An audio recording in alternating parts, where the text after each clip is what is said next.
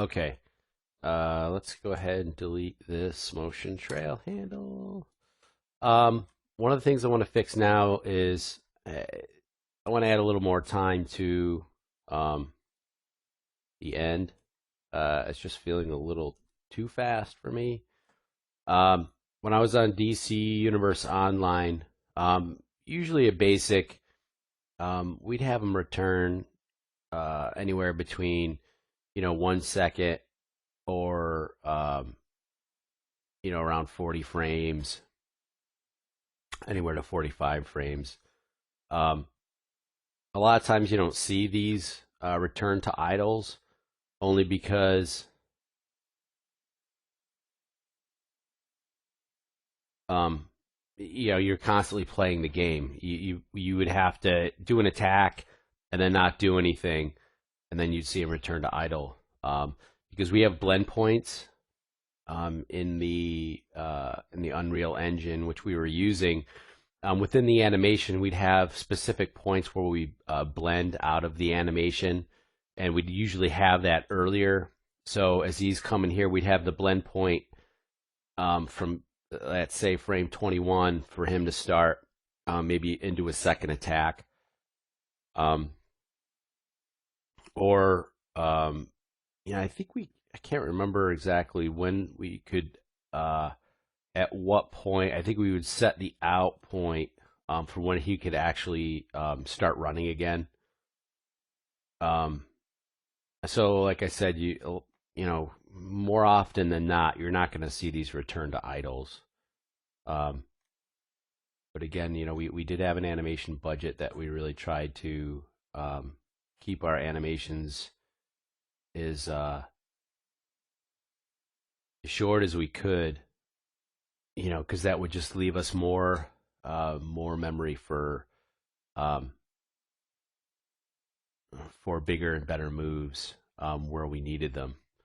So let's shall we snap those keys and then see how this return is feeling.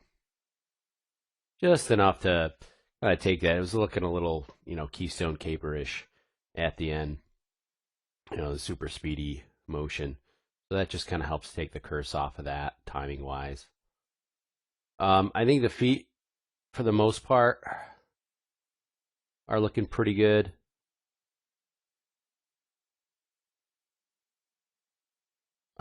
This is opposite hand needs some more work. Um, the arms need work. Back to idle. Don't forget all our keys are still linear at this point. We haven't even changed them to spline yet. And I think I am going to one spot here that's bothering me a little bit. When he rotates here, see how it look at this part of the body. Moves, and then just like hits a wall. We want that to continue to follow through. So we're going to do that right now. That might be a little bit too much. There we go. See? And that just softens that a little bit.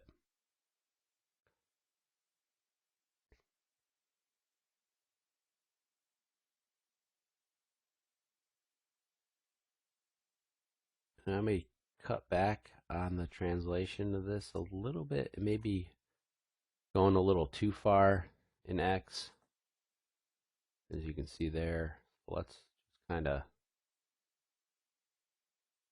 bring that back a little bit.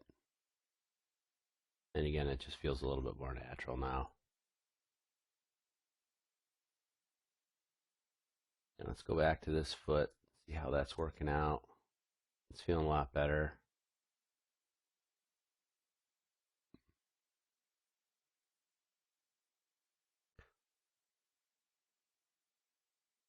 Let's want to put some more keys on here.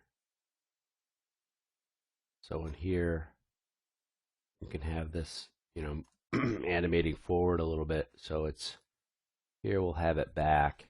One thing that's a good idea, one of my buddies showed me, is if you use wireframe on shaded, kind of gives you an idea of the flow of the geometry, which can help a lot when you're animating. Especially like you can see the twist a little bit better um, in the um, in the hips and the twist through the torso.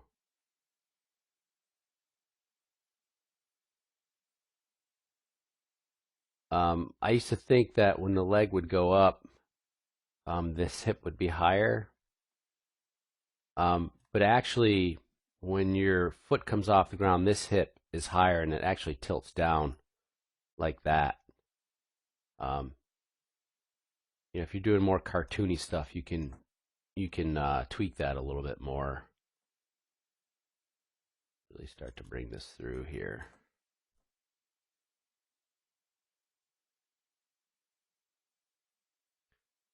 Get this a little further forward. Oops.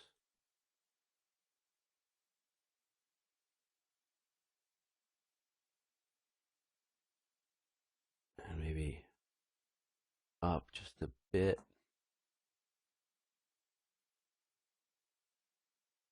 To see what the mesh is doing in here. It's kind of collapsing in on itself, so we're going to tuck that back a little bit.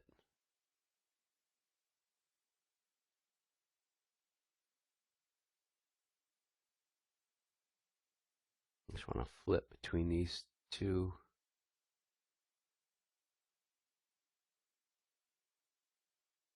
And then we're going to have the hip shoot.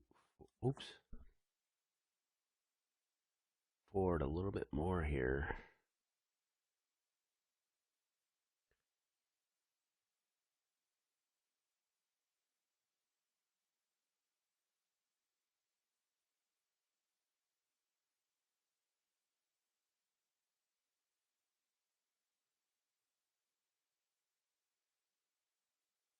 Let's actually overshoot a little bit.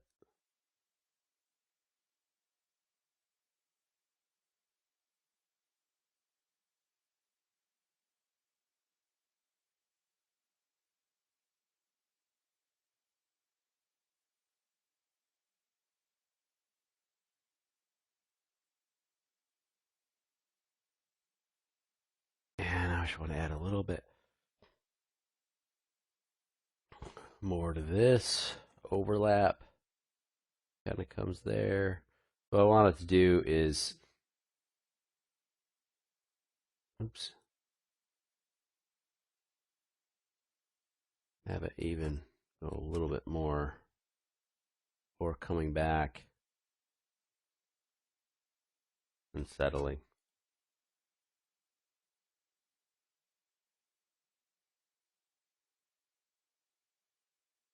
Let's see, select all.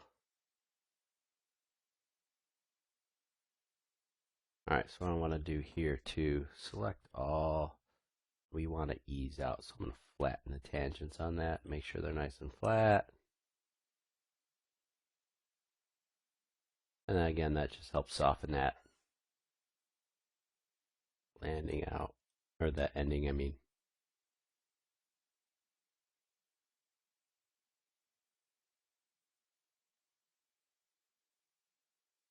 And if you see over the top, you can see he hits this, and then we'll probably want to overshoot that as well. So let's go ahead and select the torso. And the reason why I select all the torso controls, because if you're constantly just selecting one, it's very unnatural. When you twist, your whole spine is rotating. So I select them all and try to rotate them together. Let's look at it from the top here.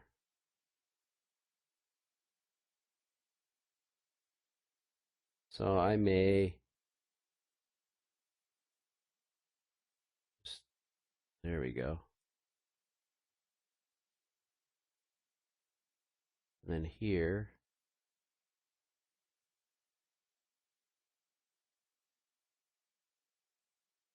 let's see.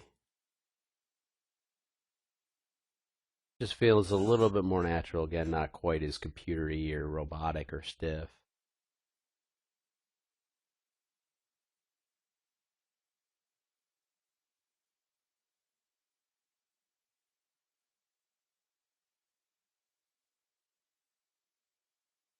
And as you look at it, from around, you can really see it's feeling a little bit better as far as the movement is feeling a lot more organic than when we started out.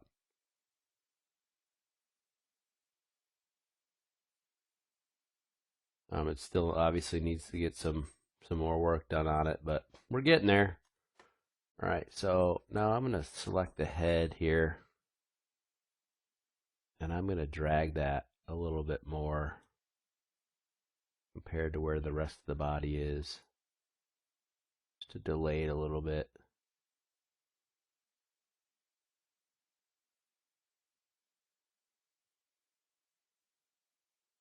This one, I'm actually going to bring it in a little bit.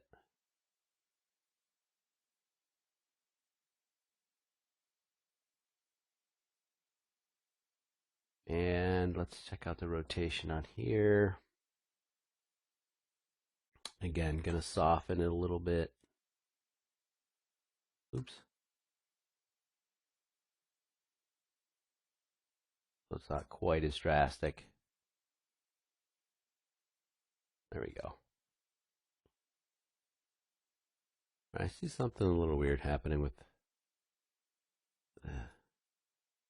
the hips.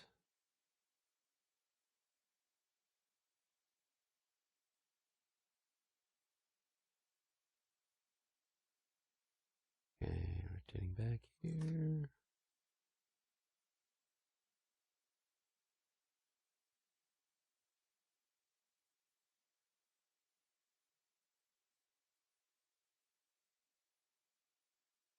Oh yeah, rotate it there. Okay. I just think I needed to push it a little bit more. There we go.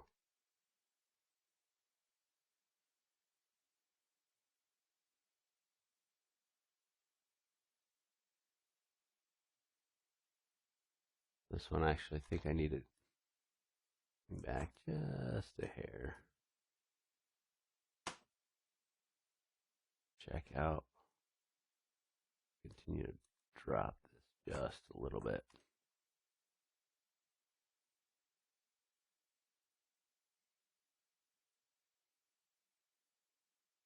The other thing too when you're animating is you're always trying to find ways to make your process faster and getting you better results. Anything that'll help. So I'm always trying to see what other animators are doing, to see if it's anything I can incorporate into my own workflow.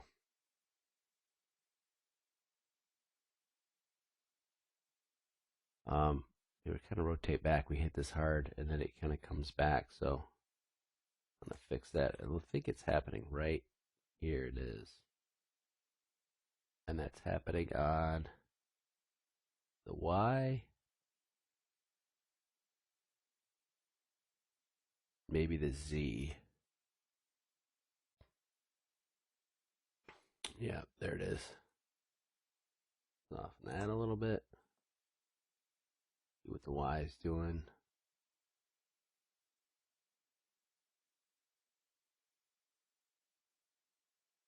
Yeah, see it comes up and then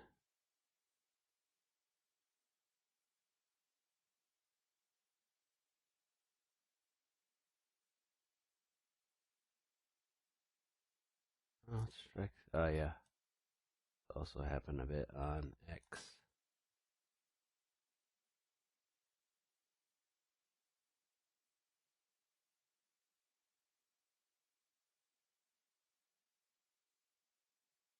Okay. That helps soften it a little bit. See how the torso now has a lot of movement in it. It feels flexible and bendy, but obviously not too much. But that's what we want. You want to make it look like he's, you know, an organic being, and his whole body's moving when it needs to be, etc. And it just adds more believability to your characters.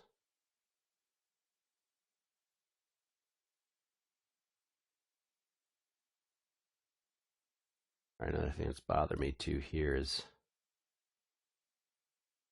his head position. I think he's gonna schmack somebody. Probably be looking at him.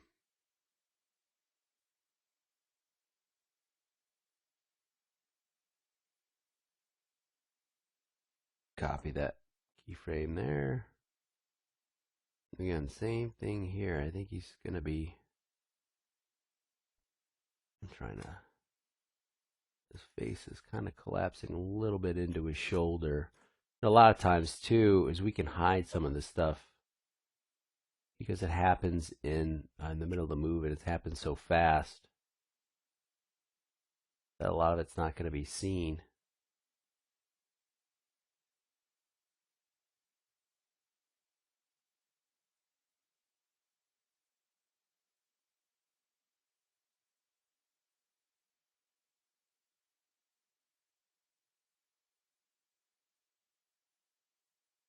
Kind of copy that pose there. I don't want his head to turn. I'm going to copy the pose there.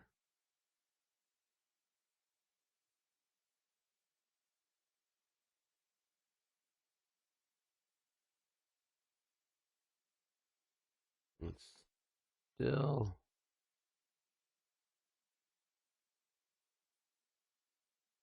Let's get the head, the nose down more there.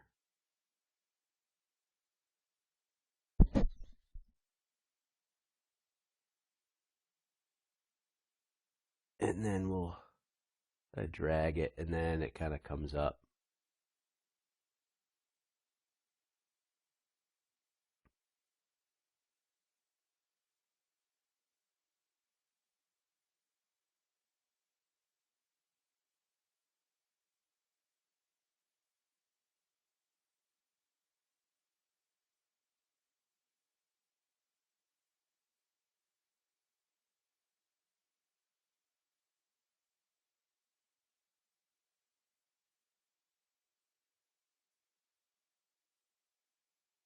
Right now his head's feeling a little bit too wobbly. Let's go. And I'm going to copy this pose to here.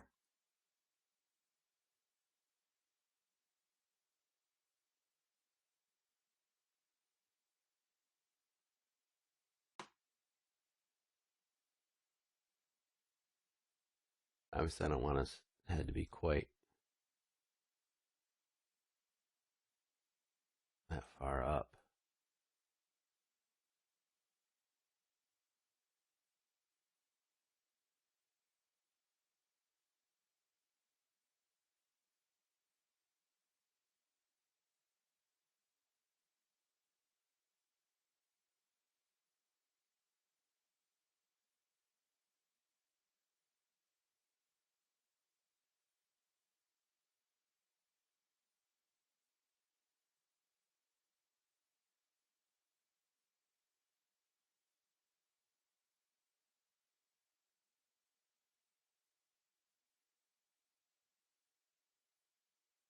All right, it's still feeling a little wobbly to me. I think the problem is that he's lifting his head up here, and it stays up. I think it should actually start to drop back down.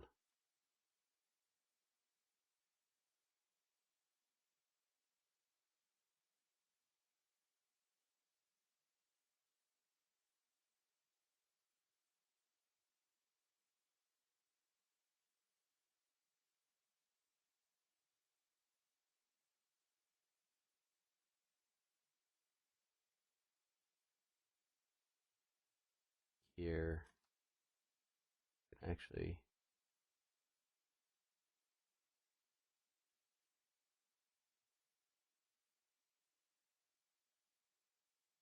That's a little better. There's still some funkiness in there. See it? Get a little hitchy in there.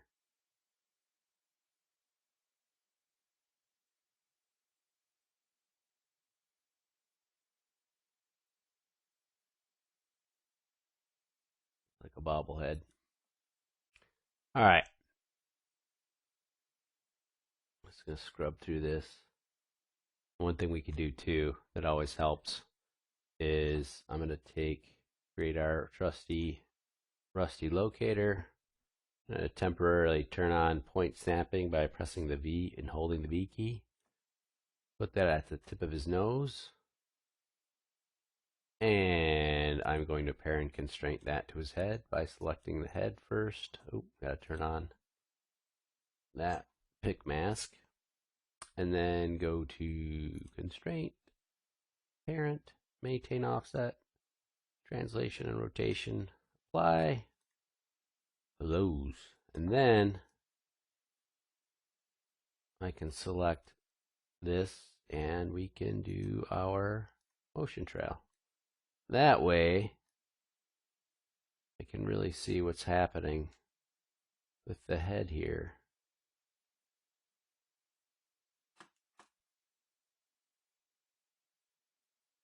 Follow the nose there. Maybe we'll add a little space there. This is coming across. Put a keyframe there.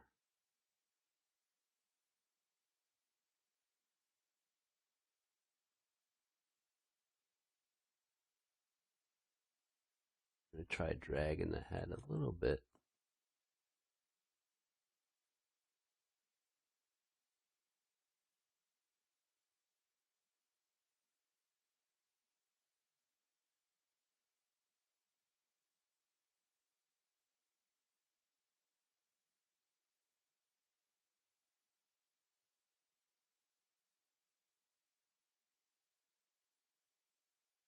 All right, that's feeling a little bit better.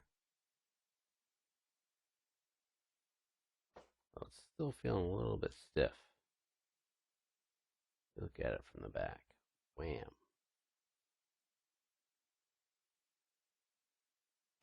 Right, time to switch from mouse to tablet. The wrist is starting to protest. I think part of the problem is too, oops, go here. I think part of the problem is it's straightening it up a little too much. There we go. That's it. Let's just make sure it's looking okay from the front. The nose isn't doing anything weird. All right. The motion's about right. Just needs to be smoothed out. We can go ahead and get rid of this. That guy. Turn that off.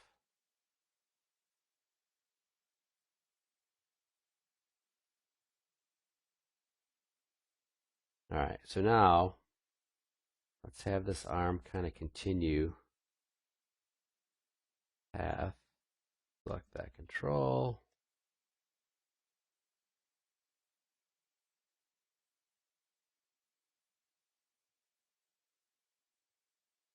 So from here to here, I'd like to kind of have the fist continue to kind of come up.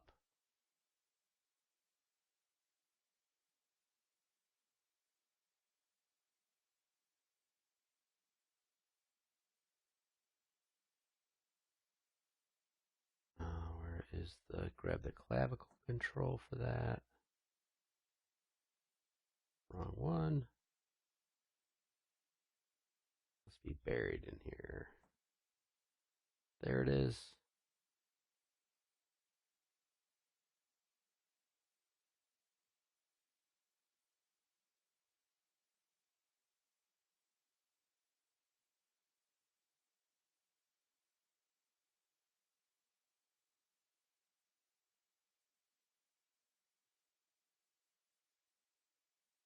So here,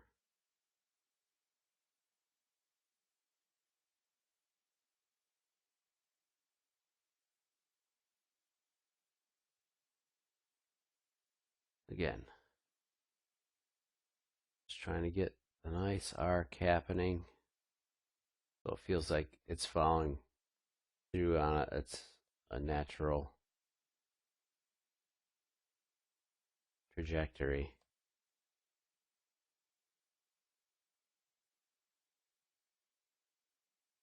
I don't really like it kind of coming up and across. Feels kind of unnatural and a little bit forced. So what I'm going to do is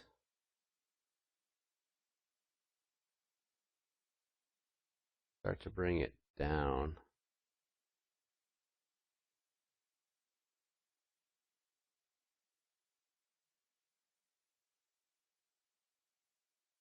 Like that.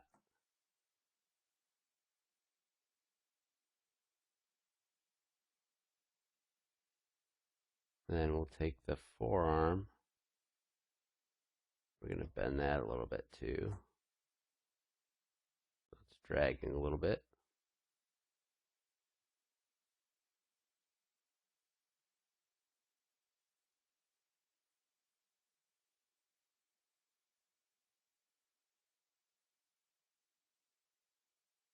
I'd like to drag the whole arm back a little bit.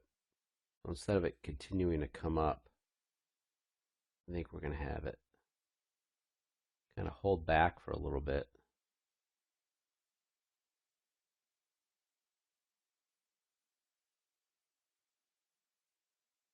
And then come back on across. That's feeling a little better to me.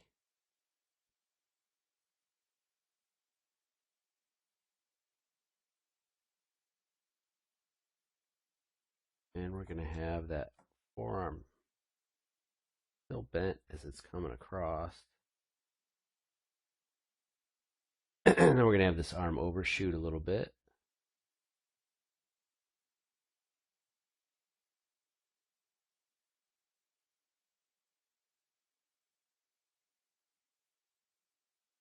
It's hitting a little hard right now, so we'll fix that pretty quick.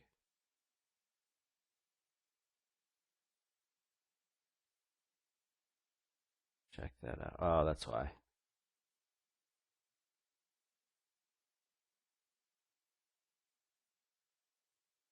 The same thing happening on the forearm? Nope. Still hitting a little hard. We can soften that very easily.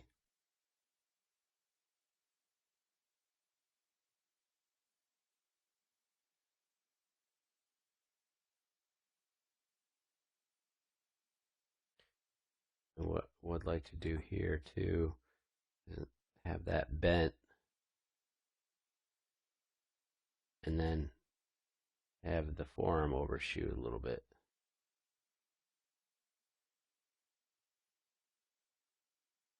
There we go.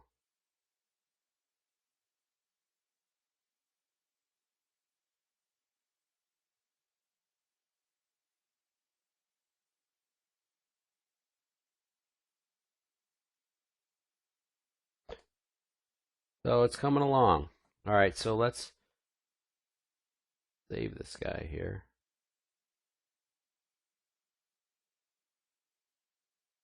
I'm going to call this punch 03.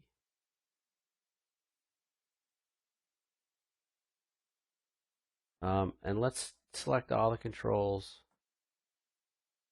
Go to our curve editor. And then hit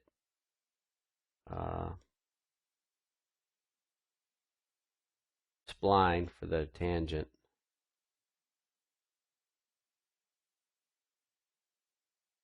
And see what happens.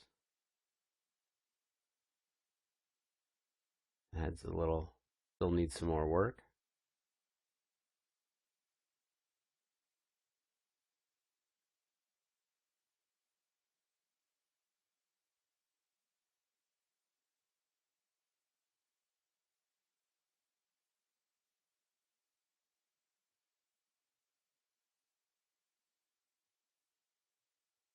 See if there's anything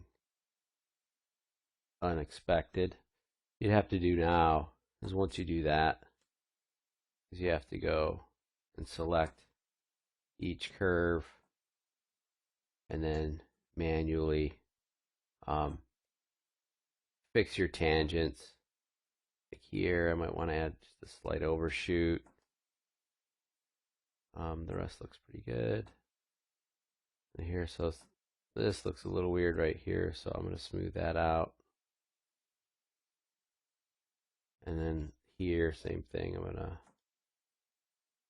get the transition between those 2 points is a little smoother. Same thing with this. Slight overshoot. Some of the stuff really may never even see. And then I'll actually go through, even delete some of the keys that I don't feel are really adding anything to the animation at all. Because sometimes you can just get a better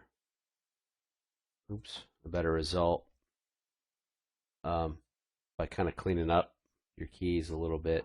This is adding a little bit of an overshoot here, and I want this. That's where it's pausing in the wind up here. Okay. See this tangent right here is got a bit of a dog leg to it. I want to smooth that out and then go through and just literally do all this. It's a bit tedious, but it helps the final result. I think there's a tool called Auto Tangent that actually will do a lot of this for you.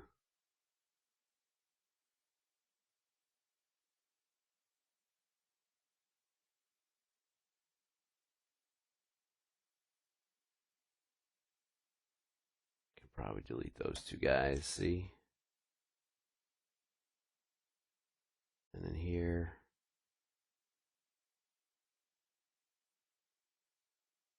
I think that's actually okay. Delete that. That's a little better. Now, if I look at just focusing on, that torso control, the move feels a lot smoother to me now. You get rid of a lot of the little hiccups and stuff.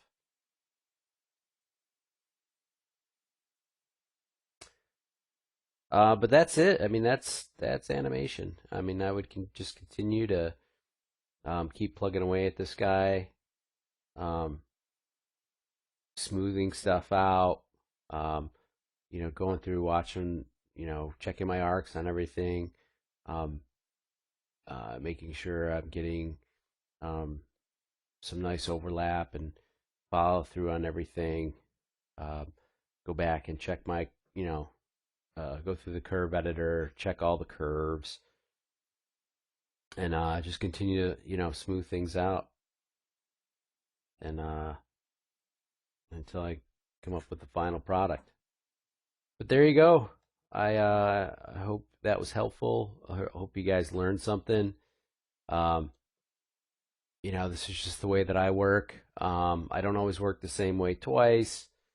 A lot of times I'll adjust things depending on what the animation is, and the real important thing is the more you animate, the more you get a better feel of what you need to do based on the action you're trying to animate. And don't stop trying to improve and find better ways to do things.